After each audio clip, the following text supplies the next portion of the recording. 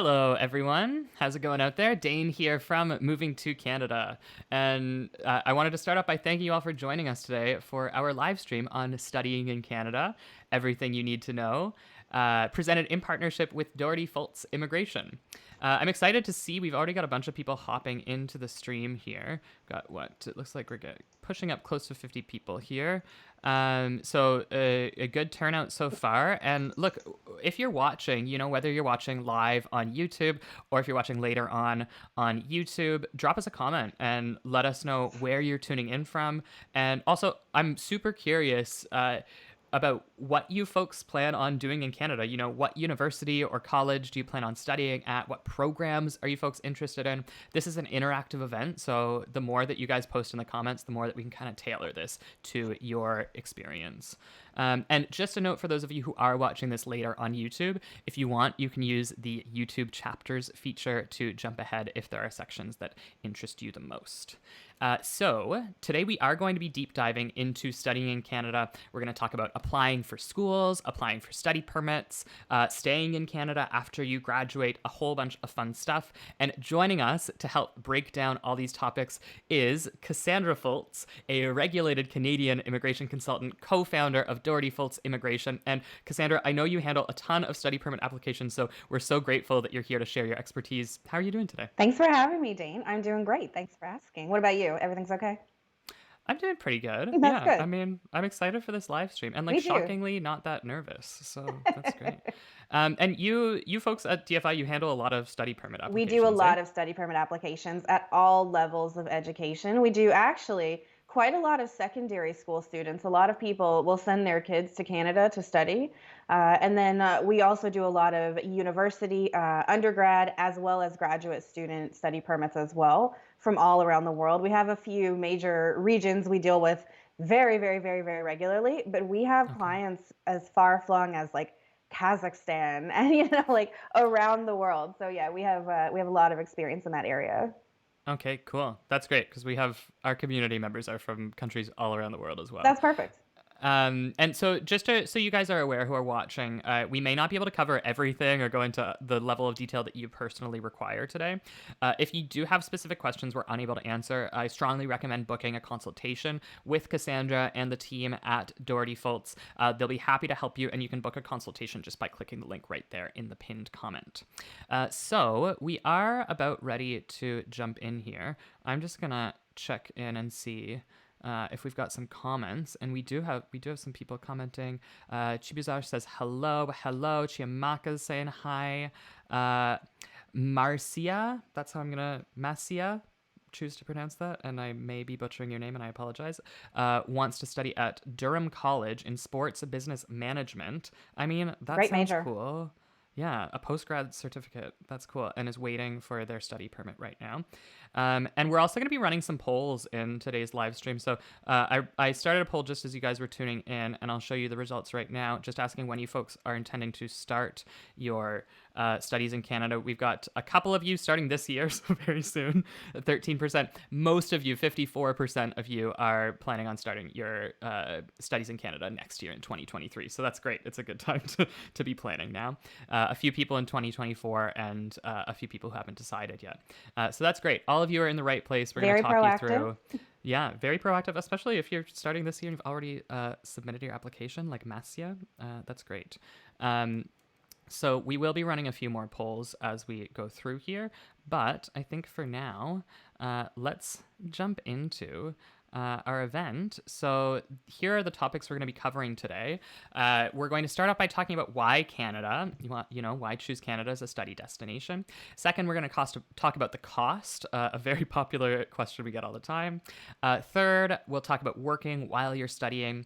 And then we get into the meaty immigration stuff. We're going to talk about study permits, how you apply, when you should apply, as well as common reasons why your study permit might be refused. We'll move on and do another very very popular topic, which is how to stay in Canada permanently, permanent residence options for international graduates.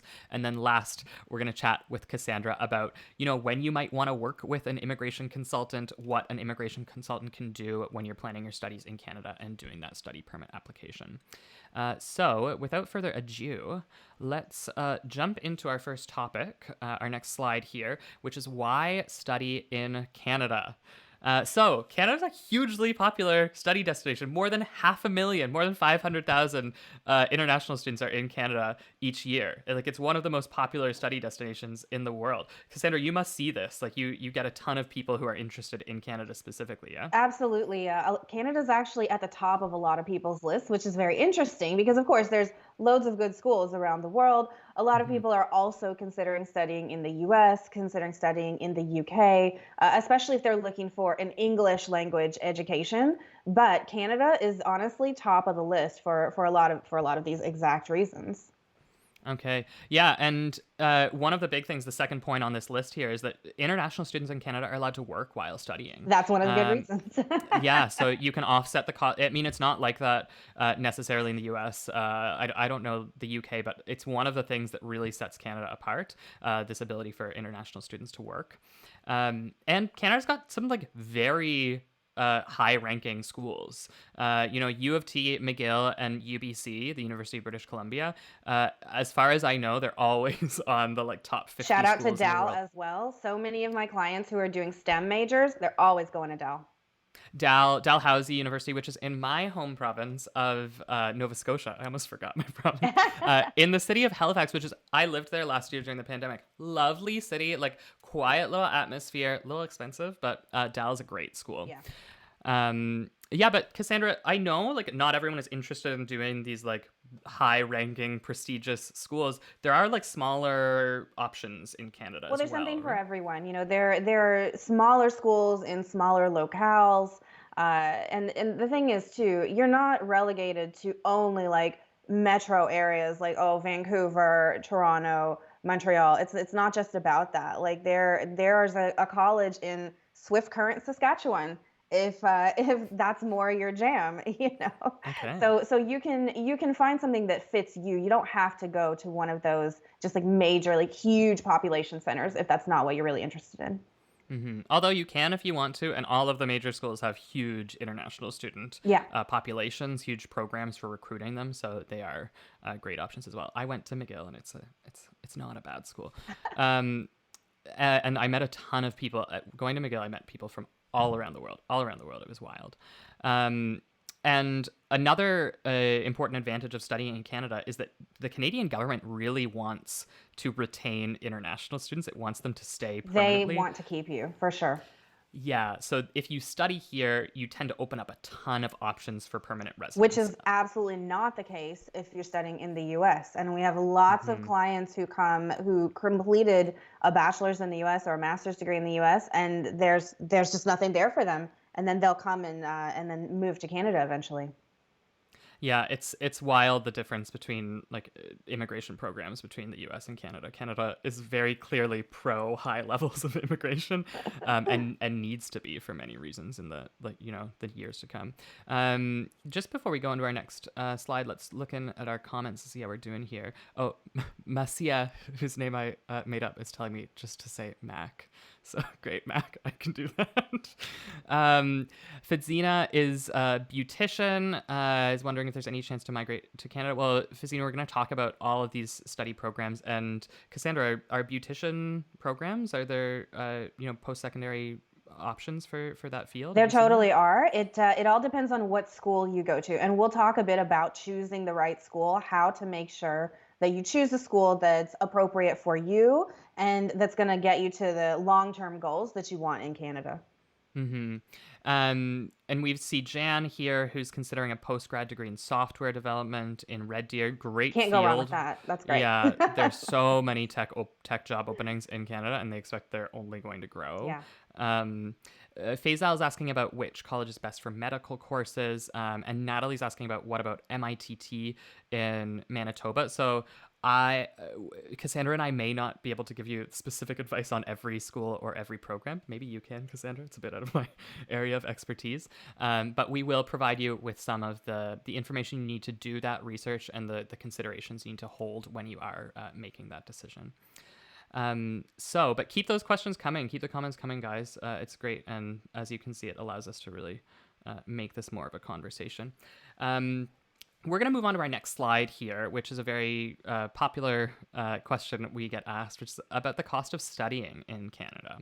Um, Cassandra, can you talk us through this a little bit? Like, how much does it cost? And is there like a range? How should people navigate this issue? Sure. So it all depends on where you go to school. Of course, international student tuition fees are much higher than domestic tuition fees. Hmm. Like, period. It's not you're never going to avoid that, but that factor of how much higher they are really depends on the school, because there are certain schools that it's actually not that much more to study as an international student, sometimes only a few $1,000s per year, whereas other schools like U of T, which is here on the screen, it's 50 grand a year. It's a lot of money. It's a lot of money. So you can pay like a crazy huge fee like that, like a very large tuition fee. Of course, it's an investment. You're not throwing your money away. Right. And when your diploma says University of Toronto, it does mean something. It does mean something. But Yeah. there are other options as well, like in not just in terms of finding a different school for like fit, for cultural fit, for your comfort, your what kind of environment you want, an urban environment, a more small town environment. You can find a school that fits your budget as well. And the best advice I have for that is don't just automatically go, oh, Toronto, oh, Vancouver. And even to be honest with you, don't even automatically go, oh, Ontario. Look at Yeah. other provinces across Canada. Truly, really shop, like go shopping and then find the one that fits your budget.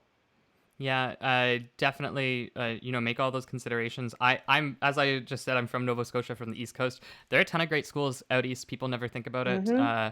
Cost of living in Halifax is really high, but in the rest of the Atlantic region, it's a bit more affordable. Definitely compared to major cities like Toronto and Vancouver. That's the Um, other thing. Dana's exactly right. It's not just the cost of the tuition, it's the cost of living. Like having to buy a meal. Like how much is it going to cost you to rent a place where you're going to live? Is there a housing crisis there? Are you going to be able to find an apartment? Are you going to be able to yeah. find one that's in budget? Because it's not it's again, it's the tuition, it's very important, but it's certainly not the least of your worries. Yeah, exactly. And the example we have here, so we have the University of Toronto, where I checked the tuition fees for a lot of bachelor programs before doing this live stream, and it's upwards of $50,000 a year, which is a lot for international Those are students. like US prices, man. Yeah, they really are. Versus the New Brunswick Community College. New Brunswick is a province on the East Coast. They charge about $9,400 per year. That's a lot better. For Yeah, it's a lot better. And if you move to New Brunswick, the cost of living Yes. in Moncton and Fredericton and those little cities, it's much more affordable than you're going to find Much more affordable. in Toronto. So, there's a lot of considerations to be made there, and it depends on the type of education you want and the type of lifestyle you want. I've actually been running a poll here, and here I will show you folks the results about what's more important for you folks who are watching this live stream. And it turns out none of you answered that you're looking for quality education no matter the price. The vast majority, we've got 75% of the audience, close to 80% now, are looking for a balance between quality education and affordability. And then a few of you who are really looking for that affordable education, no matter, or even if it may not be at one of the prestigious schools. That's great. I'm going to close those poll results. Let's do a little scan of our comments section here, see if anyone's got any questions coming in. So Adireg Bemi is asking about is it a requirement to pay tuition fees before you can get a study permit from Nigeria? We're going to talk about the study permit application process, Adireg, so just hold that question for a couple minutes, but I do see it. I want to make sure Uh, we really answer that question because it's actually a super important question with a lot of misinformation surrounding it. So let's make sure we come back to that. Yeah, we will dig into that in our study permit section. Mac is asking about us about architects. Mac's wife is an architect and is wondering about jobs in Canada as architects. As far as I know, there are some good architecture jobs. I know a few architects who um, have very comfortable salaries right Same, now. same. Yeah. It's a very like niche field. So if you have those credentials and you have that experience, I think that you'd be very successful.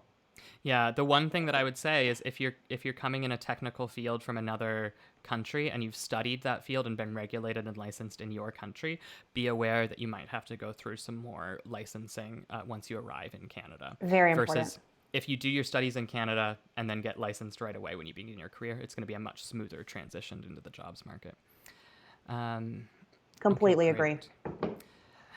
Perfect. So let's move on to our next topic here, which is working while you're studying in Canada. We mentioned this is one of the big advantages of coming to Canada for your studies. Cassandra, explain how this works, what this means. Sure. So there's something that's extremely important to mention about the ability to work while you're studying in Canada.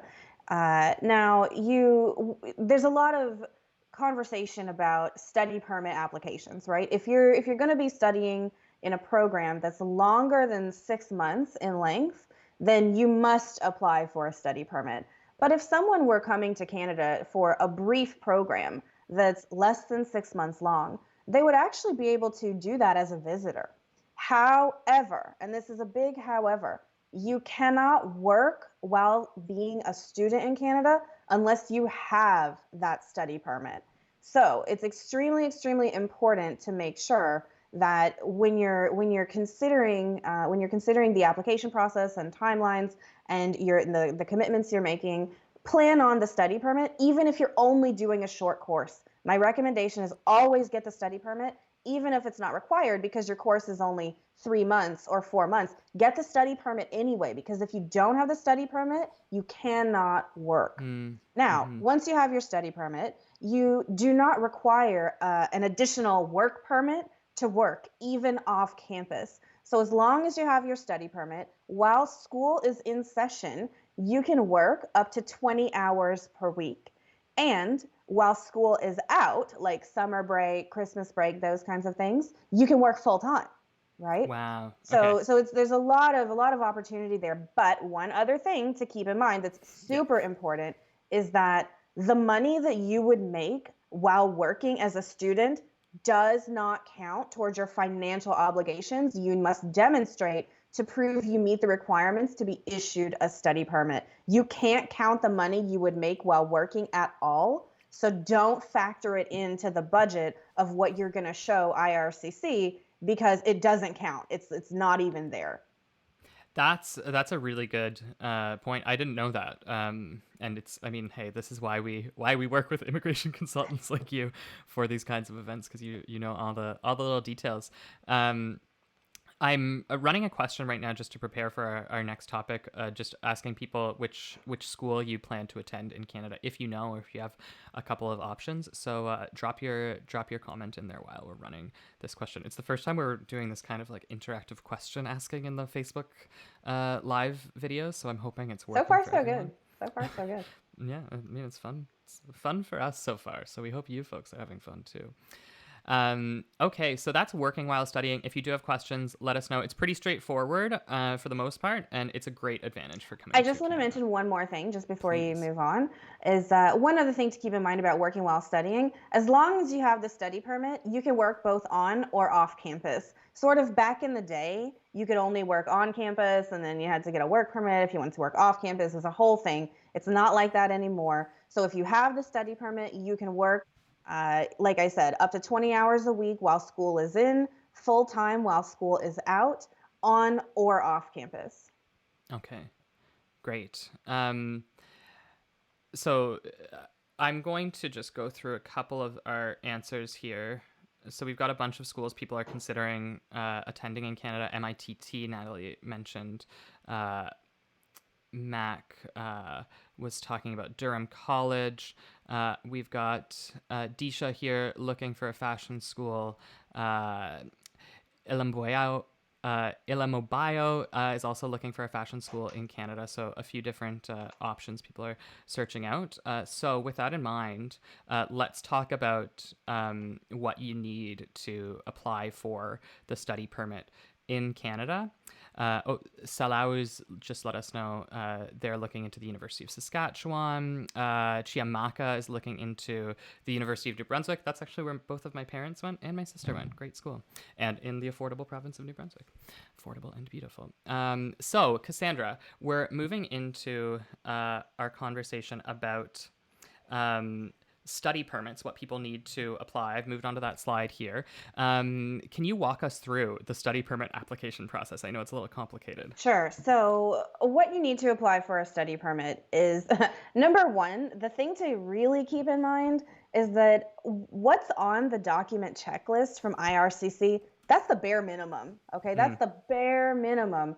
And to submit a more robust application with some things that may not actually be on the list is always to everyone's benefit. When I submit study permit applications on behalf of my clients, there's way more stuff than whatever is on the document checklist. That's the basics, and for me, that's the starting point, not the ending point. So some of okay. the things that you need always, no matter what, are you must be accepted to a school. You have to be accepted to a school that's on the list of designated learning institutions. Okay, and so you need this letter of acceptance from the designated learning institution, the DLI, which is just the school where you're going to go. But it's extremely important to make sure that the school that if you haven't applied yet, if you're shopping for schools, number one, make sure the schools you're looking at are on this list. So Jane, I sent you a link with Yeah, I'm actually casting it to our oh, viewers so perfect. they can see it right now, and I'll post a link to Very the good. comment in the comments So in just a so second. this is extremely important. So Jane, can you just type in any province and then just show a school just so people can see how the list looks, Yeah. and just make sure that the school you're looking at is on the list. So once you've gotten your letter of acceptance, the next most important thing is proof of funds. You have to show that you have the money to cover the first year of tuition as well as living expenses for that first year. So the first year of tuition fees, like that's pretty straightforward and obvious. For living expenses, you need that 10,000 Canadian dollars for most countries. For some countries, it's actually more than 10,000 Canadian dollars. And you Okay. actually have to check your country to see, is it more? And this is something that's extremely important to note, because if you do not submit proof that you have enough funds to cover the first year of school as well as that 10 grand, then your application is going to be refused because you don't meet the grounds for eligibility. And so Hmm. when I say first year of tuition, um, you don't need to show all 4 years of tuition in the bank for your bachelor's degree. Totally not. Like you're whoever's paying for that, whether it's yourself, whether it's your parents, family members, it's probably going to take them that time to make the money to pay the school. Most people Right. don't have a bachelor degree hanging out in their checking account, and that's Yes. okay. So you need to show that first year of tuition, but it also needs to be apparent where the rest of the money for tuition is going to come from, right? So if Hmm. your tuition is $20,000, and that's great, you have 35,000, but it doesn't seem like there might be more money forthcoming. How are you going to pay for those next few years of school? So it's something that you have to think about when making your application. And then for the living expenses, again, 10,000 Canadian dollars is the bare minimum for most countries, but Yeah. that's the bare minimum. And if I could encourage anyone who's thinking of studying in Canada to do anything, it's put as much money as you can in the application. I know it says 10,000, but if you show 10,000 to the penny, they might think you don't have the money. And I see it all the time. I see people's applications get refused for this. And they're like, but I put in my 10,000. And I'm like, yeah, but that's the minimum. That's the Hmm. minimum. So that's the thing to keep in mind. Other than that, the third most important thing is your study plan. That's the IRCC word for it. A lot of people Right. call it the statement of purpose or like letter of explanation. And basically, it's just an explanation of why do you want to go to this school? Why do you want to study this program? Why do you need to do this in Canada? Why don't you just go to the school down the road? Right? Mm, Why do you even need to come here to do this? You actually do have to justify it. It's not enough to just say, I want to go here because, like, it's totally not enough. And if IRCC does not believe in your reason for attending this program, then they'll refuse the application on grounds of the purpose of your visit. They won't think you're a genuine student, which means they won't think you're going to leave on time, which means they must refuse the application. So you have to have a really good explanation of why you want to come to study in this program, in this school in Canada, and not a local school where you are.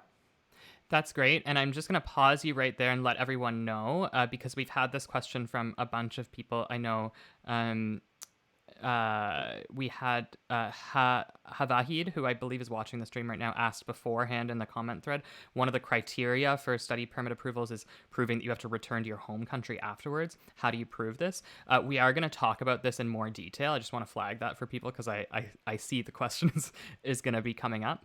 And the letter of explanation, the study plan is your opportunity to do that. And Cassandra, this is like an opportunity to be a little personal, right? A little emotional. 100%. This is the time to let the officer hear your voice because these are human beings who actually make these decisions.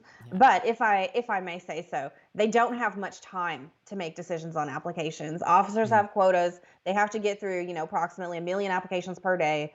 And so you need to stick to the point, right? Like if I can, I would encourage everyone not to think that more is more when you're writing your statement of purpose. Get to the point, okay? yeah. Provide details to explain the context of why you're doing this, but don't just write like a 10-page letter because you think, oh, 10 pages is better than 2 pages. No way. No, Yeah. because I guarantee he's not reading past two. So, so Well, put and the hey, important stuff folks, at the front. if you're concerned about, I mean, this is one of the complex parts of a study permit application, and if you are concerned about it, this is a great time when you can book a consultation with, an immigration consultant like Cassandra, who can read through your study plan, who can help you draft that, and can really advise you on what's worked for clients in the past. And again, you can book a consultation, get more info by clicking the link in the pinned comment there. Um, okay, Cassandra, we've got a couple other documents listed here as well for the study permit application. Can you walk us through those as well? Sure. So the other things are sort of less existential than the Yes. things we just talked about. So of course you need your passport. You must have a valid passport to be issued a study permit. You're going to need a photo of yourself.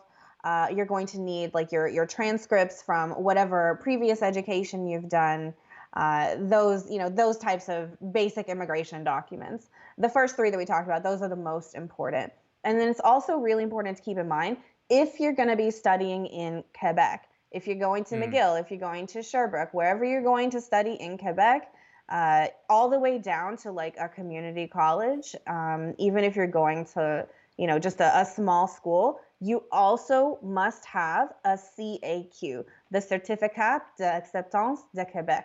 Okay, and this must be approved, and you have to include it in your study permit application. You don't get it after the fact, and you cannot apply to go to a school in Quebec unless you have the CAQ. So that's the first step. And then once you have the CAQ, then you can apply for your study permit. So it's also important that if you're going to be studying in Quebec, you budget that extra time to get yeah. the approval for the CAQ in addition to the regular study permit. And you guys might be wondering why. And the reason is because Quebec likes to do things their own way. In every aspect of In immigration, everything. Quebec is very different. Okay. I'm just going to scan through here. We do have a couple of questions coming in about document requirements.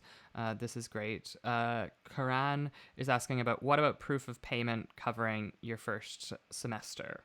So you have to show that you've already paid tuition. So no. So let's go back to that question. Now's the perfect time. So the Mm-hmm. question from earlier was, do you need to pay the full first year of tuition to make your study permit application? And the answer is no, unless you're applying through the student direct stream, which is like in 2 slides. So I'm not going to talk about it yet. Yeah. But unless you're doing that, then no, you don't. So don't let some person convince you, oh, give us all your money now. No way, totally not. You just need to show that you have the money. If you've had to pay any kind of deposit, which is super common to hold your spot while you're Mm-hmm. waiting for the study permit and to basically to accept your offer of admission, it's totally normal that schools will ask you to pay a deposit, but it's usually small. It's usually as small as like Yes. $1,000 or like 2,500 bucks, a very small percentage of your actual tuition. If you have already paid that at the time you apply for the study permit, then totally include it, because that's just less money you have to show because you've already paid the money, right? But Yeah. you are not required to pay the entire tuition or the entire first year of tuition to the school up front just to make a study permit application. Totally not. So anybody who's telling you to do that is trying to get money for the school. Don't fall for it. You don't need to do that. That's really great advice for people. And you did mention the exception to that rule is the student direct stream, a different type of study permit application process, and we're going to cover that in 2 slides. Havahid asked us a great question here. Do we need our WES equivalency or educational credential assessment for applying for a study permit? That's a really good question. No, if you have a WES already done, then by all means include it. There's nothing wrong with that. But no, it's not a mandatory requirement like it is to apply for permanent residence through Express Entry. Yeah. You do need to include whatever documentation you have of your previous studies, such as your diploma, your transcripts. Believe it or not, they actually look at your grades. If your Oh. grades were not ideal in your previous studies, you're going to have to explain that in the study permit application.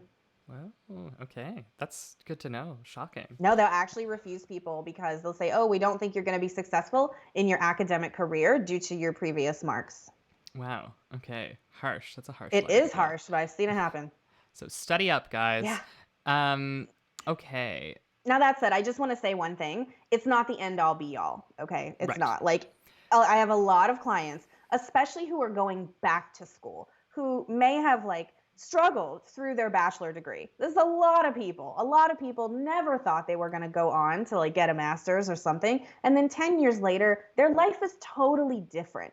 So Yeah. if your grades were not perfect in undergrad or not perfect in high school, and now you're trying to get a bachelor's in Canada, it's not the end of the world. It will need an explanation though. Like if you got all A's, good for you. This is wonderful. But if there were questionable marks in there, it needs an explanation. Well, and it's a total package that the officer is Yes. assessing, like it's your grades, it's the program you're applying for, it's the Yes. amount of money in your account, it's your ability to prove the fact that you can leave at the end of your study program. It's all of these things in combination. So being a Exactly. little weak in one area might not be the end of the world, but if you're really weak in all the areas, that may be cause for Then you concern. definitely need help. Yeah. Um okay. Chiamaka is asking if you've done a previous master's. Is it important to put it in your study plan and documentation? Yes, it's super important. You must explain why you want to do another master's. Now, one thing I will say is this is actually becoming a huge trend. I have so many clients doing this now, and it's really common at this point to go and get like a second master's degree.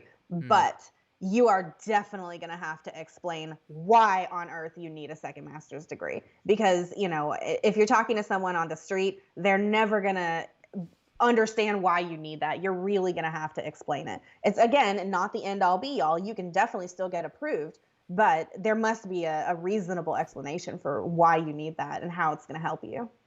okay, that's great.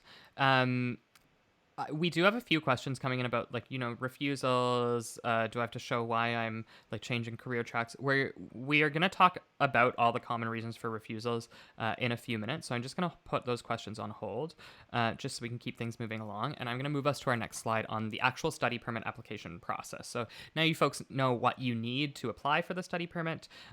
So Cassandra, can you walk us through the steps for applying for the study permit? Sure. So again, the most important first step is get your letter of acceptance. You can't Yeah. make the study permit application until you've been accepted to a school, which is on the list of designated learning institutions. And then gather up your documents, right? take good quality scans of your documents. Please do not hold your passport at an angle and cover it up with your thumb and take a photo.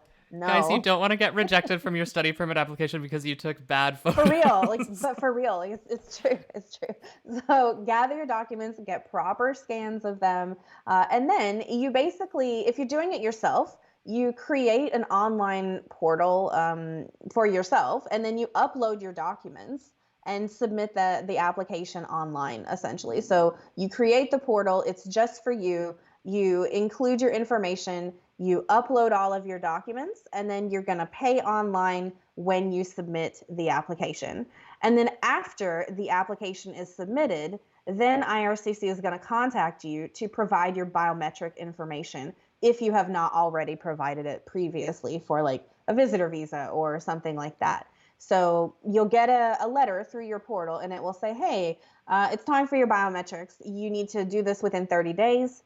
And to provide your biometrics, you're going to go, most likely, based on where you are, you're going to go to a visa application center, which Yeah. is like it's an office that's contracted by the government of Canada. And they'll do your fingerprint scan, they'll do your iris scan, all of that. And then once you submit that stuff, it just sort of goes into the void. It goes to IRCC. You never hear about it again. Yeah. And then they can also request additional documents. They can request a police clearance.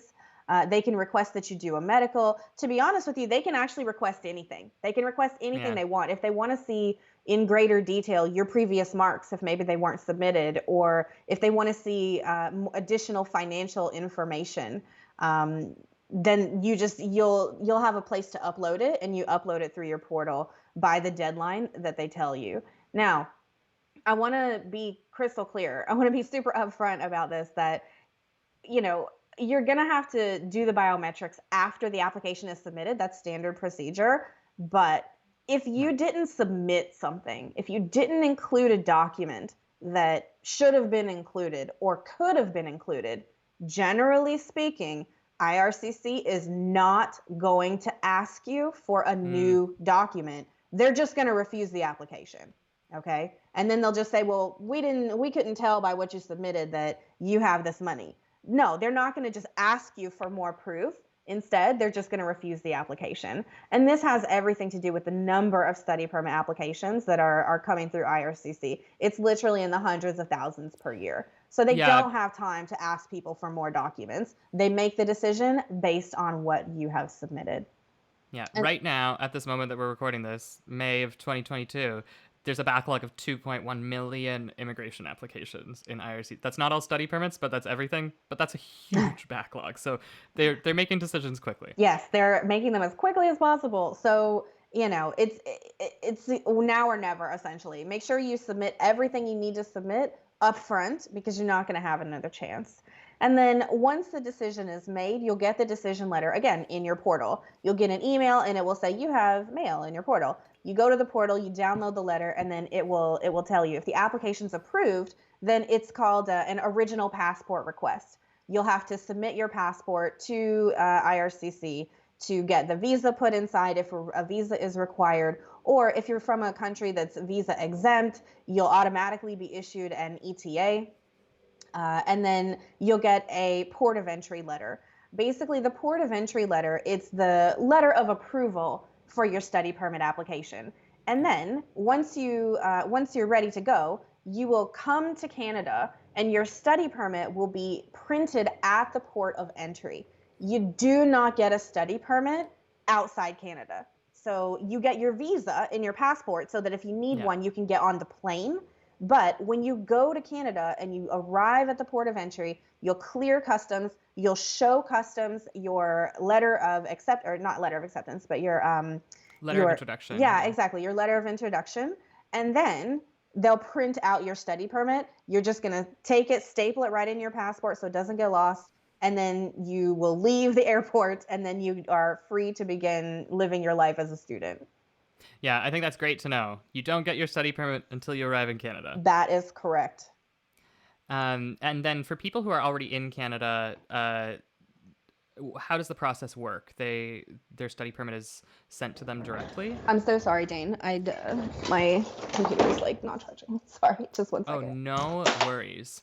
I'll use this opportunity to go into our comment section and see if we've got some good comments Sorry about to that. talk about here. Absolutely no problem. This is live television, people. Live television. So we do have a few people asking questions about like reasons for refusal. Um, Bioden is asking about proof of funds. Like some people show so much money in their accounts and they still are refused. Natalie is asking, if I decide to apply without my husband and children, what are the odds that they won't get a visitor visa later?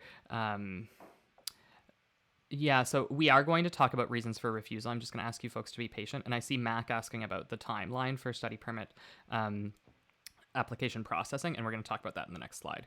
So I'm just going to ask you folks to be patient. We are going to get to all of those questions So in the just to stream. answer that previous question about Mm-hmm. what happens if you apply for a study permit in Canada.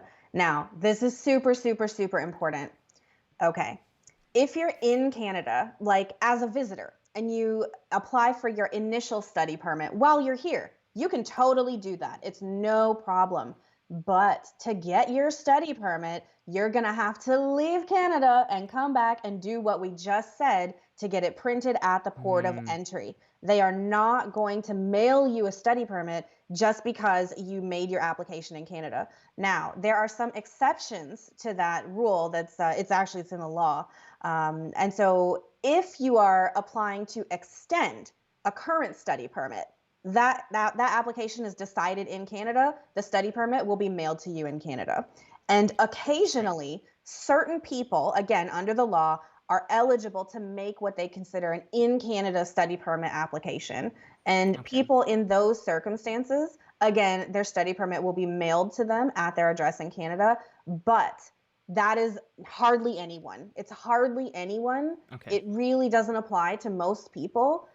It really, what you can anticipate is that you're going to be the first kind of people, and you're here in Canada as a visitor. Maybe you even came to visit the school. This is super, super common, especially with people doing secondary school in Canada. They'll come, they'll visit the school, and then they kind of just stay, right? And then they Yeah. just do their study permit while they're here. Totally normal. It happens all the time. But if that happens, you're going to have to leave Canada and re-enter to get that study permit. It's not going to come to your house. And I just want to tell you folks, if you're stressed about the idea of leaving Canada and re-entering, it's actually not as complicated as it sounds. It's not that bad. We call it flag polling. You can just go like drive here in Montreal, for example, which is where I'm based. You can drive to the border in less than an hour. So you just take an afternoon, drive to the border, come back through, activate your study permit. You don't have to like take a flight back to your home country or anything. Although you can if you want to go visit your That's parents what a or lot of something. people do, right? They like sort of structure it around their break, Mm. like March break or summer break or whatever, and then they leave, go home for their visit, and then just grab their study permit on the way back in. You can totally do that too. That's okay. That's great to know. So you've got some options there, folks, if you decide to apply it from inside Canada. Um, Mac is asking us when will the spouse have the possibility to do biometrics and apply for a work permit? Oh, that's a good question. We're talking about like applying for the study permit. Can you like if you want to bring your spouse and your maybe if you have dependent children with you, when do they do their application? This is a really good question, and it's something that everyone has to make that decision individually for what's best for them and also for their application. Mm-hmm. Because I'm here to tell you, if the application quality is not like ideal, leave your family off of it, right? Leave your spouse off of it for the work permit. Leave your kids off of it. If there's any chance that they don't think you're going to leave, and especially if you've had a prior refusal that cites that reason that we don't think you're going to leave Canada, apply on your own. Apply on your own for the study permit, and then apply for your spouse and your kids to come after you're already here. Now, that's not a golden ticket to them getting approved because believe it or not, you know what, Dane? There's a known phenomenon of people who are from certain areas, their spouses' work permits getting refused because believe it or not, people will like it is real. People will actually marry someone to get that open work permit, right? Oh, And wow. Okay. so it's not just spousal sponsorship for PR that IRCC is dealing with this. They're actually looking for it even for that open spousal work permit. So, in a lot of circumstances, the right thing to do is just apply together as a family all at once. The Yeah. principal applicant is the student, the spouse or common law partner is included for their open work permit, and then any kids would be issued a visitor visa or study permit. Great. But if the application circumstances are less than ideal, and especially from a financial perspective, if you barely Mm, have the finances, don't do it. Just apply on your own and then sort everyone else out later, because it really does make the difference a lot of times between getting the study permit approved or everybody getting refused. okay, great. And Max says they've already applied as a family, so fingers crossed for That's you, great. Mac. Again, like in a lot of cases, people will be approved, but Yeah, if exactly. you are refused, Mac, that might be something to consider. So let's go on to our next slide here, which is the student direct stream. We'll do just a quick overview of this. I think it's Sorry, important to Dane. mention. Before we Oh do yes, that, can you just go to that DLI list one more time? Because there's yeah, one of more thing course. that's super important I want to mention about the spousal open work permit. And so Yes. IRCC made a change just a few months ago, so some people may not know about it. But as of now, if your school does not give you, the student, the option to get a postgraduate work permit, and you can see it there on the DLI list whether or not that's an option. If Yeah. it doesn't give you the option, your spouse is not eligible for the open work permit. And it did not used to be that way. This is a new rule. It hasn't been in effect very long, just a few months. But this is another thing when you're looking at schools. If you are married or a common law and you want your spouse to come with you, then you need to make sure your school is a yes in that column for PGWP. Otherwise, they're not eligible. Yeah, so I've pulled up the list for Ontario here, and you folks can see in the right hand column where they note, does it offer eligible post grad work permit programs? And that's also a really important consideration for you, the international student. If you want to stay in Canada, permanently after you graduate, you also want to make sure that you go to a school that has PGWP eligible programs because you're going to want that. Chances are you're going to want that work permit when you graduate. So that's a really important column to pay attention to. So we'll come back to that because we're going to talk about how to stay in Canada. But just because we're on the topic of open spousal work permit, like just really be aware of that because that would derail your whole plan. Yeah, it's really good. And again, folks, I did pop that link into the comments section there, so hopefully you're able Thanks, Dane. to find that. Great. So we're gonna chat about the student direct stream. I'll do a little introduction of this. We're not going to spend a ton of time on it. The student direct stream is a fast track study permit application process, but it's only available to people who are residing in certain countries. So you can see the list here. Some of the big countries, Brazil, China, India, Pakistan, Peru, Philippines, Vietnam, like countries with big populations, and with significant immigration or international student populations. So if you're residing in one of the countries on this list here, this is an application option for you. You don't have to go through this, but it's an option. And I'll move on to the next slide here. The advantage of this program is that it offers you fast track processing. So most study permit applications submitted through the student direct stream are processed within 20 calendar days. So that's really fast. But it does require some additional documentation that's required for SDS applicants that's not required through the regular application stream. Cassandra, can you talk us through just some of the document differentiation here? Totally. So it is a double-edged sword. You do have the option, if you do the SDS, if you're eligible for it, then you're very likely going to get a faster processing time. I want to point out it's not 100%, okay? Most people are processed within that 20 calendar days. Not everybody. Some people are not. So if you did apply through SDS and it's Mm-hmm. been more than 20 days, it happens. It's definitely not completely out of the ordinary. Now, the important thing is what the trade-off is that when you apply through SDS, you have to really take it to the next level with the documentation you're submitting. So you have to have a valid language test with results at or above CLB 7 that was taken in the last 2 years. So you must have already Okay. taken and it's also, it has to be IELTS. It can't be CELPIP. Oh, It can't be interesting. like the other ones. It has to be IELTS. So you Okay. must have an IELTS with CLB, like Canadian Language Benchmark level sevens across the board. So Okay. basically, by doing this, you're demonstrating ahead of time that you speak English well enough to succeed in the program. That's the point and why they're Right. asking you to do this.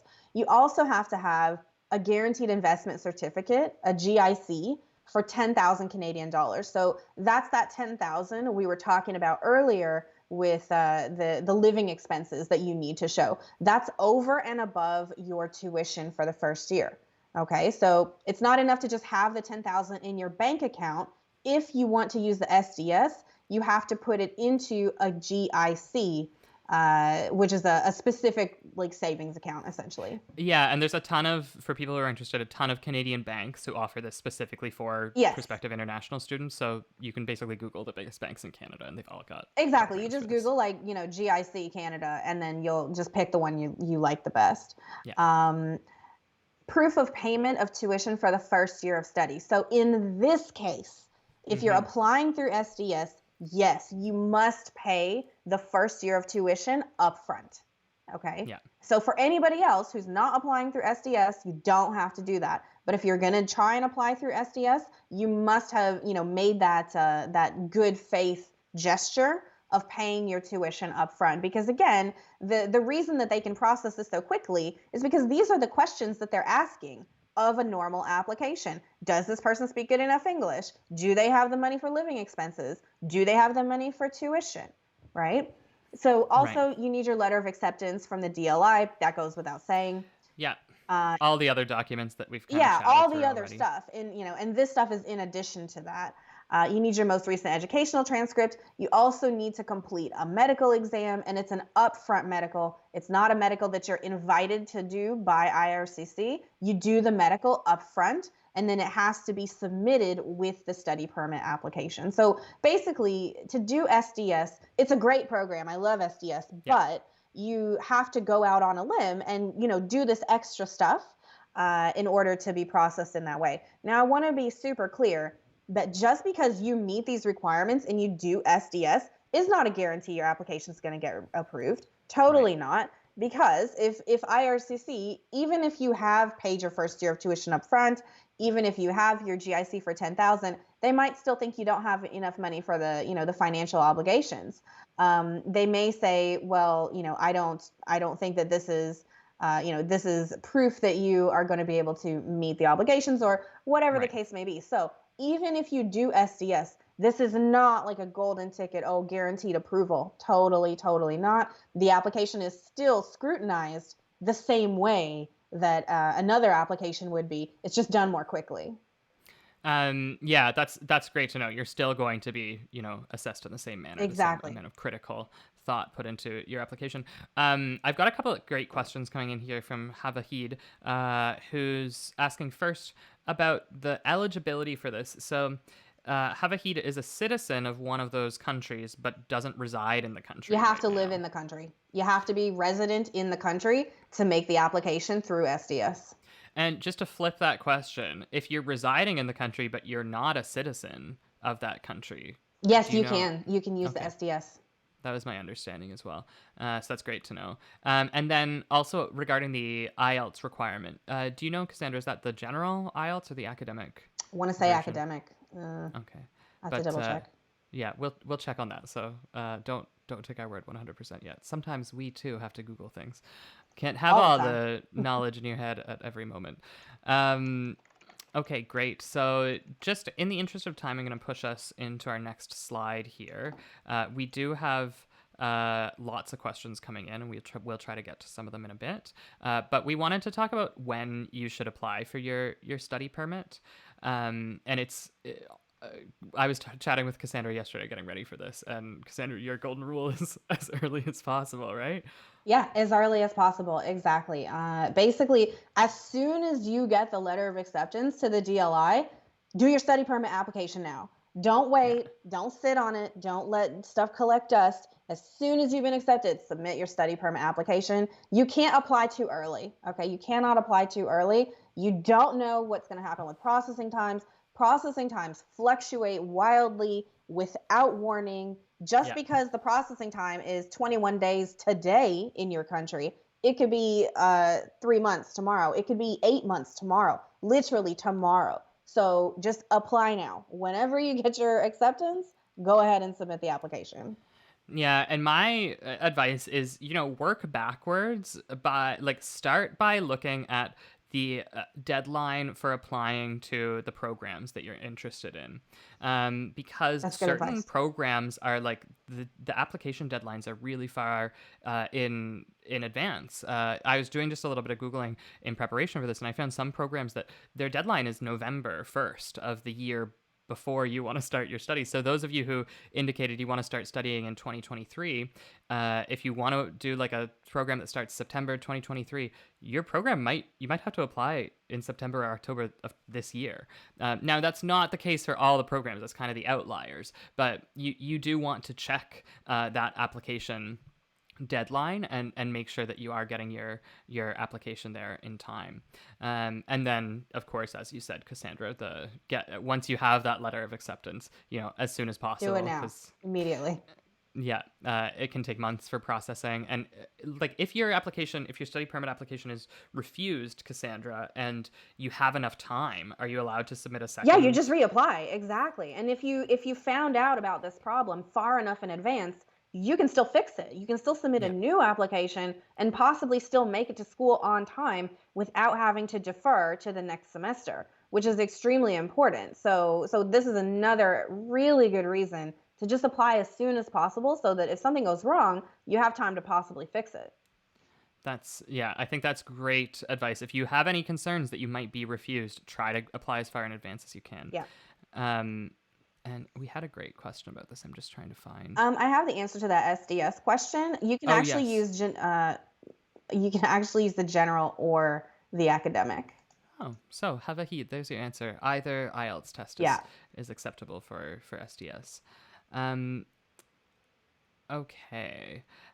And Natalie is asking us, this is about timeline, so I'm going to bring this question in here. Uh, if you're applying, if you want to bring your family, but you don't include them on the initial application, how long do you have to wait in that case before they submit their application to join you in There's no Canada? minimum amount of time. What I recommend is, come to Canada, cross the border, get your study permit, and Hmm. then you can submit the application anytime, really. Yeah, because once you have your study permit, unless you do something like terribly wrong, they don't take that away from you. No, Um, no, totally not, totally not. And it's requisite for the application because you have to have the study permit in order for them to be eligible for the open work permit and then the visas, right? So you'll have to include that in the work permit application for your spouse. But there's no waiting time. There's no minimum time you need to wait. You can literally do it, right after you've gotten here. That's great. So hopefully that answers your question, Natalie. I mean, I think it does. Abiodun is asking us, how long does it take for IRCC to process a study permit application? They're saying that they and a friend both applied in January and February of this year, but his or their friend got a reply early and was refused, while Abiodun hasn't heard back from IRCC yet.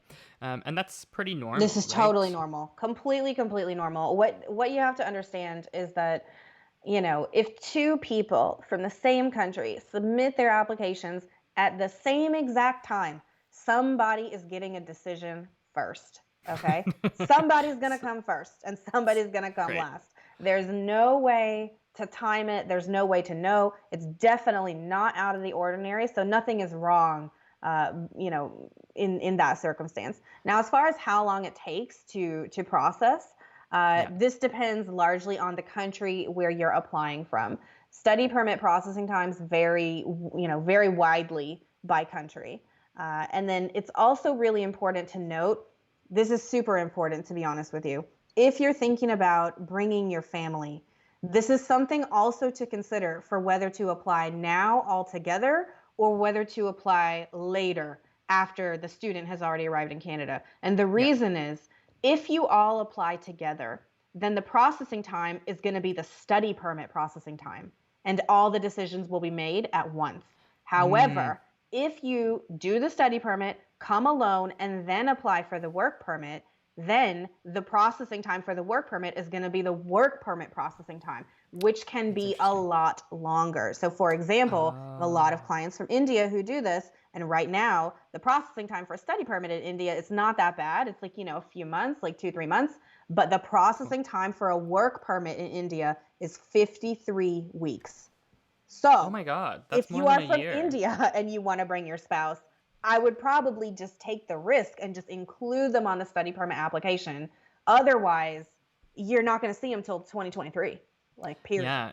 And again, folks from India, do your study permit application early, and if it's refused, you can just submit it again without your family audit and For do it real. the Yeah, alternate exactly. route. Exactly. So it's something really to keep in mind. Like, everyone's situation is different. So, for some people it's still going to be the right thing to do to apply by themselves, but keep in mind those processing times because they are not the same. They're not the same. Yeah.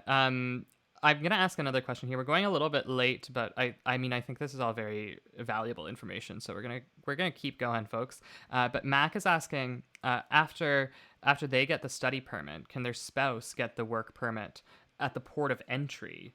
Like I know Cassandra, in there are certain work permits that you can like arrive at the port of entry and apply for the work permit at the port of entry. Can Mac's spouse do that with the study permit? Only if they're American. If you are Oh. American, you can make your application even for the study permit at the port of entry. Like, so you Oh. can drive to the border. That's what I do. All my American clients, I just send them to the border because they just show up in their car with their family, right? And they're just like, okay, study permit, work permit, visitor record, right? It's so Yeah. much easier. But generally speaking, no. Unless your spouse is an American citizen, they're not eligible to make the application at the port of entry. They will have to submit the application online, just like you did, and if it's approved, then their work permit will be issued at the port of entry when they clear customs to enter Canada. Okay. Okay. Interesting. Yeah, Canada and the U.S. have obviously a very close relationship. Okay, let's move on to our next topic here, which is a bit of a big one. We've had lots of questions coming through. We've kind of been skirting around this, but common reasons for study permit refusals. Cassandra, this is really your bread and butter. So talk us through like reasons why people are refused when they apply for study permits. Sure. So I've picked a few of the really most common reasons that people's study permit applications get refused. So number one, for sure, is it's actually the one at the bottom, purpose of visit. Okay, and it's difficult because it's the most vague. What does that even mean, purpose of visit, right? But what it means when you see that on a refusal letter is it means that IRCC didn't believe you're a genuine student. In the US, they call it that you're an intending immigrant without saying so. You're applying for an immigrant or a non immigrant visa, but you're actually intending to immigrate. And this is like the Canadian equivalent, basically. So they think that you're coming to Canada, but you're not actually intending to leave or you're not actually intending to study. And they don't believe you, essentially, is what that means. Which is confusing, folks, because as we said, Canada wants permanent immigrants and they want international students to stay beyond their study program, but they want that to happen after, and they're going to assess you on not doing that Yeah. for your actual application. It's a very There's confusing. a lot of like double think going on there. So there's that. And then another one that I'll point out is the second one, family member status in Canada and country of residence. This I see all the time. If you have a family member in Canada already, they will use this as a reason to refuse the application.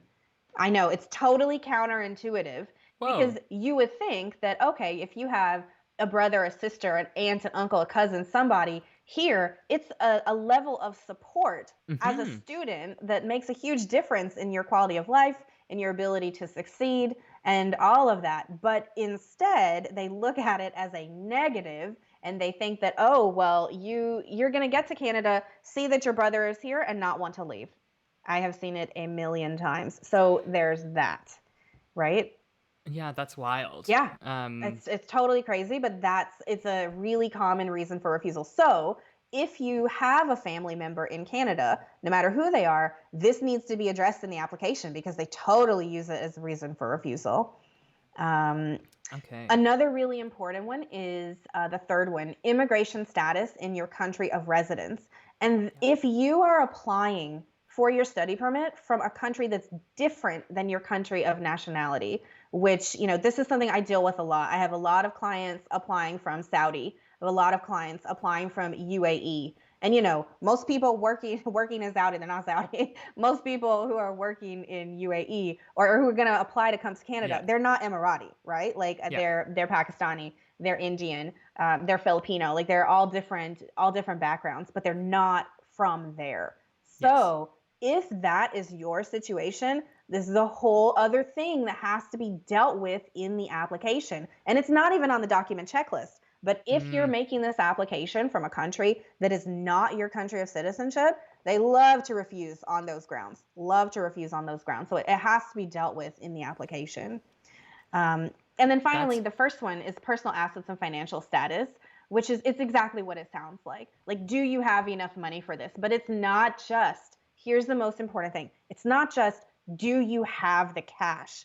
Where did that money come from? Will you have the money in 2 or 3 or 4 years to finish the program? mm, Right? Are you going to end up in a circumstance where you're not able to pay your tuition and you're like stuck here?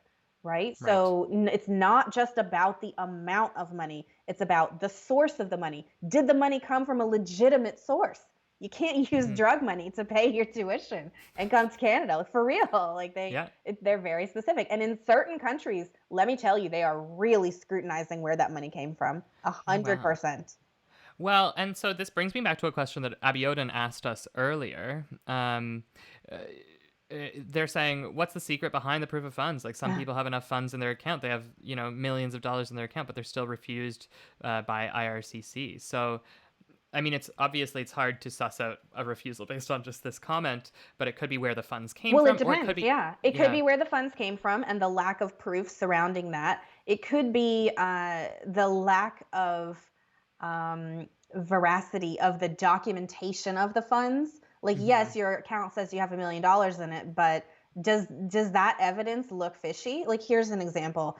Like, I've seen a million, Nigerian bank statements.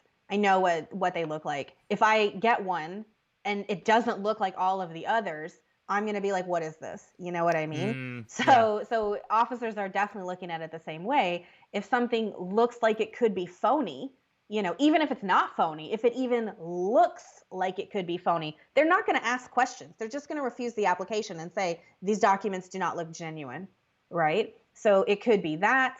And it also could be that the reason for the refusal, it's not even financially based. It could be, based on all of those other reasons, even though you have the money. And you see this too all the time. Sometimes they don't take issue with your finances. Your finances are fine, but Right. it's all Yeah. these other problems that they don't like.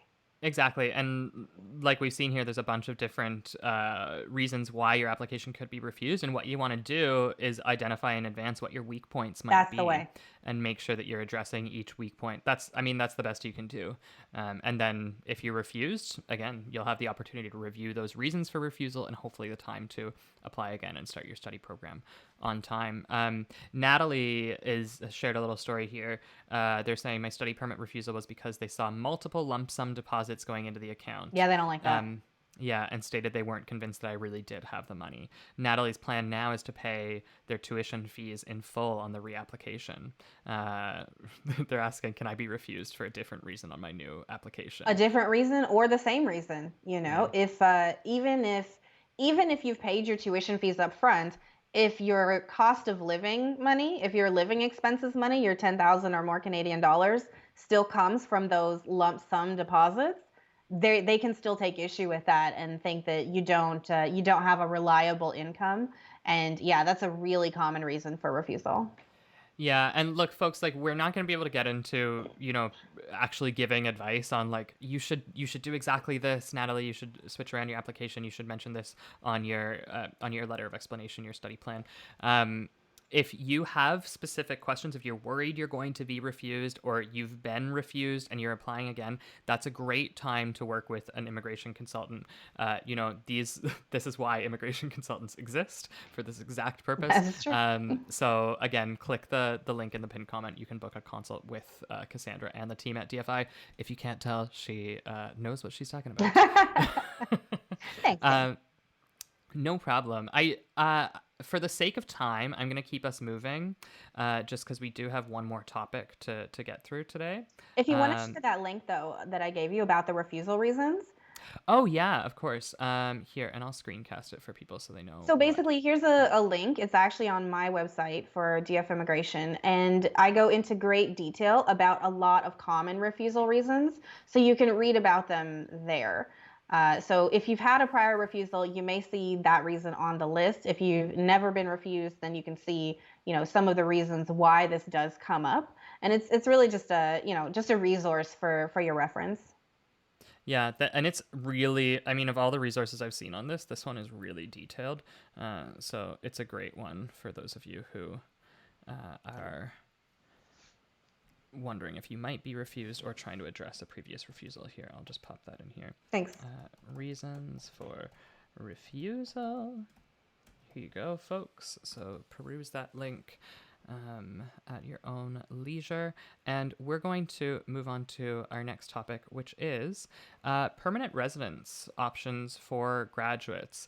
Again, it's a bit of a funny one because, as we just said, you might be refused if Canada thinks that you are going to use your study permit to immigrate permanently. And yet, Canada really wants international graduates to stay in the country, and they have a ton of options. I'm just going to run a little poll here asking, of those of you who are watching, who is interested in immigrating permanently after your studies? So I just put that poll up. Feel free to answer those questions. Cassandra, can you walk us through the PR options Sure. for So one thing graduates? that I'll mention about what you just said, about that sort of like, double think of having to demonstrate that you are going to leave Canada, but yet offering the government of Canada offering the postgrad work permit so you can gain Canadian work experience so you can become eligible to apply for PR. Like there's definitely a contradiction there. Yeah. But, the reason that this exists is there's a couple of reasons, and they're found in the law. One of the things to keep in mind is that there's a legal principle called dual intent, which Mm. is found in section, I want to say 22 of the Immigration Refugee Protection Act.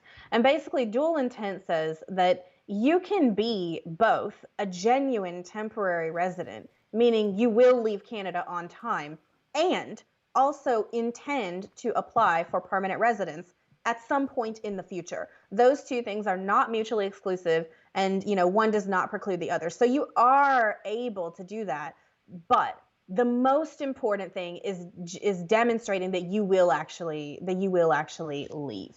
So in terms of ways that you can stay, once you have completed your educational credential in Canada, the next step most of the time is your postgraduate work permit. Now, Right. if you are going to school and continuing your academic career like in a straight linear fashion, you've just graduated from your bachelor's, you're going to get your master's, or you just graduated from high school, you're going to get your bachelor's, right? And there's no gap in between.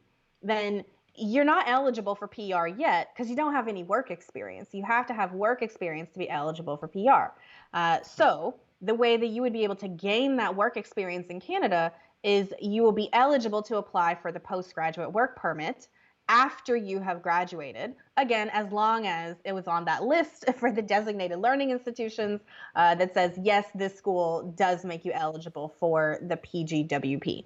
So the first step is you graduate, and the next step is you get your postgraduate work permit. And the beauty with the postgraduate work permit is that you will be eligible to start working full time as soon as the application is submitted. You don't have to wait for the work permit to be approved, which is great because it can take months. But Yeah. you can just go to work straight away, full time, as soon as that application has been submitted. And then once you have accumulated enough eligible work experience for permanent residence, meaning in a skilled profession, which is not to slide off the rails, but basically a profession that's either technical, managerial, or professional. Yeah. Once you've gotten at least 1 year of full-time work experience, then you can submit your profile into the express entry pool and hopefully receive an invitation to apply for PR, Hmm. not very long thereafter. So it's Yeah. opening the door. I think that's great to know. I'll just drop a couple facts in here for people. Common questions we get for your post grad work permits. I just screencasted again that DLI list. Make sure that you're going to a school that offers PGWP eligible programs, which I was just highlighting for you folks. Your post grad work permit, it's going to be issued for a period of the smallest amount is 8 months. The longest is up to 3 years, and generally it's going to be issued for the same length as your study program. Of course, if you do a study program of 4 years, 3 years is the maximum, so it's going to cap out at 3 years. So that, I mean, that's a long time. If you do your bachelor's in Canada, you Yeah. get a 3 year post grad work permit. That's a long time to get your 1 year of Canadian work experience. Cassandra, you mentioned that 1 year is the requirement for express entry, the Canadian experience class, which we've highlighted here. There's also a bunch of provincial nominee programs that offer pathways for people who have skilled work experience, for people who have completed studies in those provinces. So you may want to review those options as well. There's more than 80 of them, so we There are are not going also to review them regional right now. options too. The Atlantic Mm, immigration pilot was just made permanent just a couple of months ago. yeah. So if you went to school in the Atlantic region, like we talked about, Nova Scotia, New Brunswick, Newfoundland, PEI, then there's a special immigration program for people who graduated there.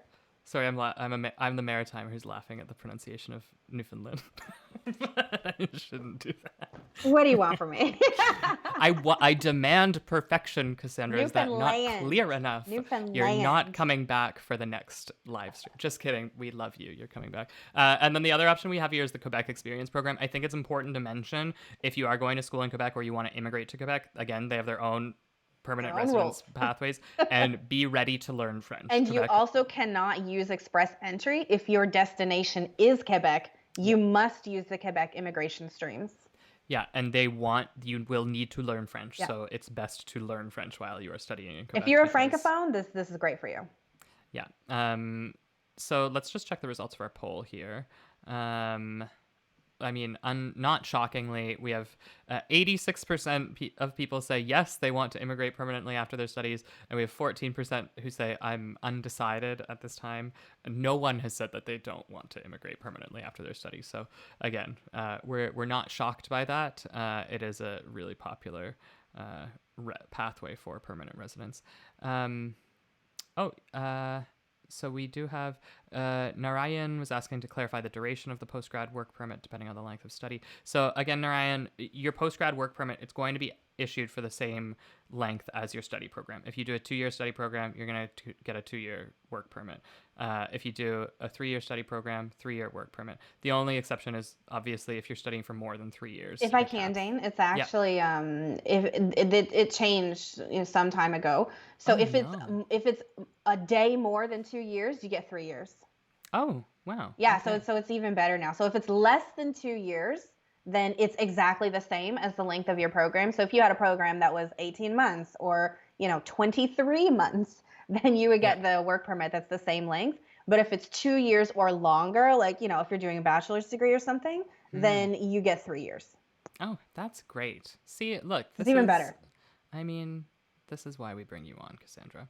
Um, Perfect. So hopefully that clarifies that for you, Narayan. And I think that's all the questions we've got coming in here. We've gone a little bit over, so I'm going to move us on to our last slide here, which is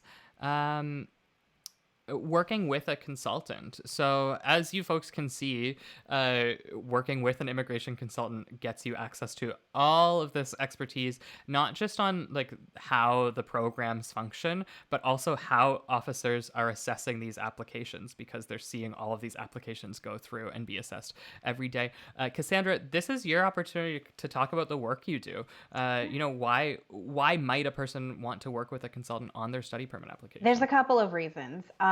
I would say the biggest reason that it's beneficial to work together with a professional is you don't know what you don't know, right? Like you Yeah. see the list of documents that they tell you, and it seems like, oh, that's all I need. But it is not. I promise you, it is not all you need. Whatever your situation is, there's going to be something else that will be extremely beneficial. So you don't know what you don't know, but I know. So so it's always helpful to have access to that kind of experience. And then the other, the other really important reason that you may want to work together with a consultant is if you have had a prior refusal.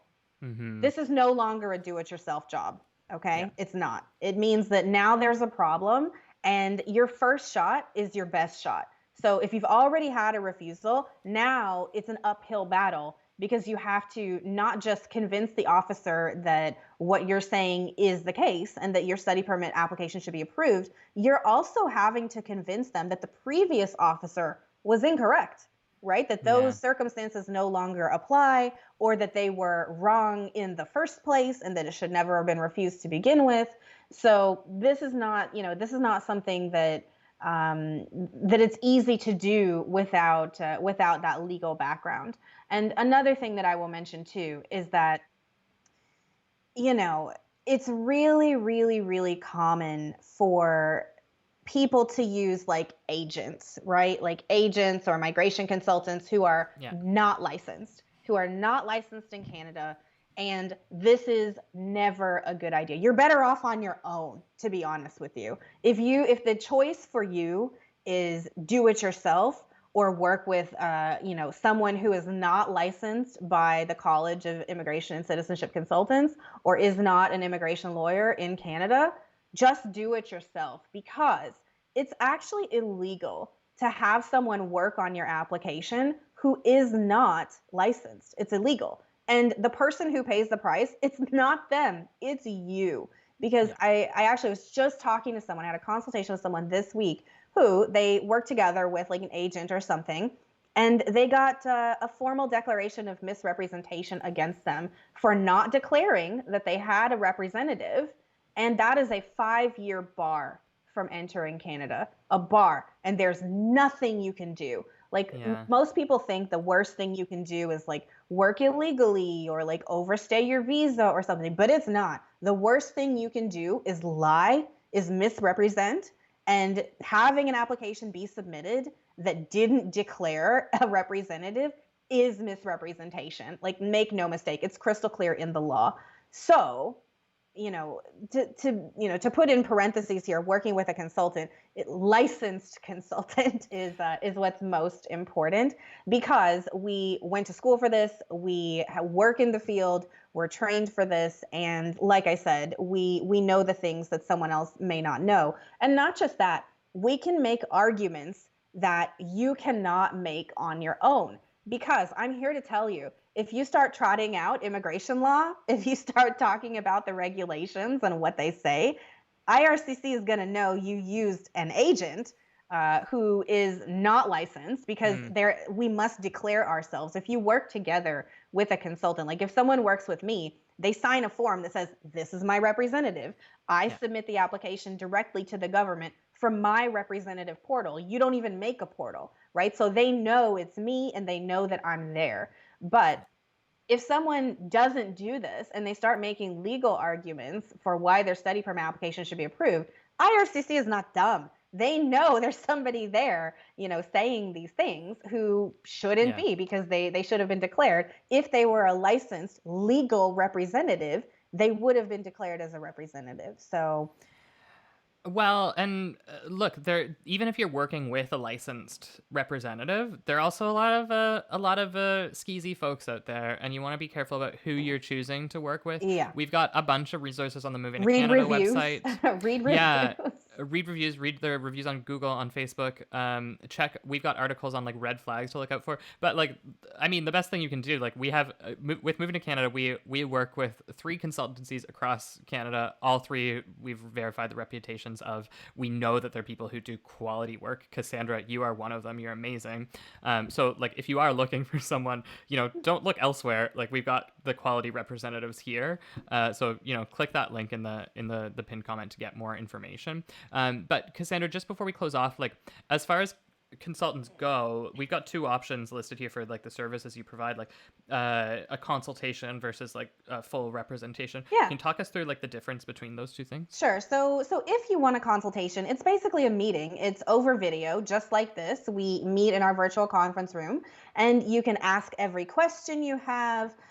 Even if you're planning on submitting the application on your own, it's brilliant to do because you can ask questions about the application form, the supporting documents, your statement of purpose, just to make sure that you're on the right track. And then also, if you've had a previous refusal, then we can go over the reasons for the refusal, why this might have happened in the first place based on what you submitted, as well as talking about how to fix this for the next time. And then you also have the option to retain the representative to work for you, basically. So in that case, we would do the entire application on your behalf.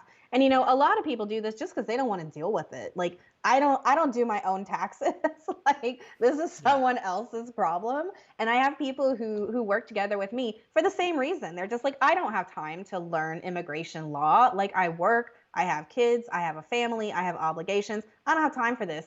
Tell me what you need. And that's it. So, if you retain someone like us to represent you, then what we do is we get your information, we complete the forms for you.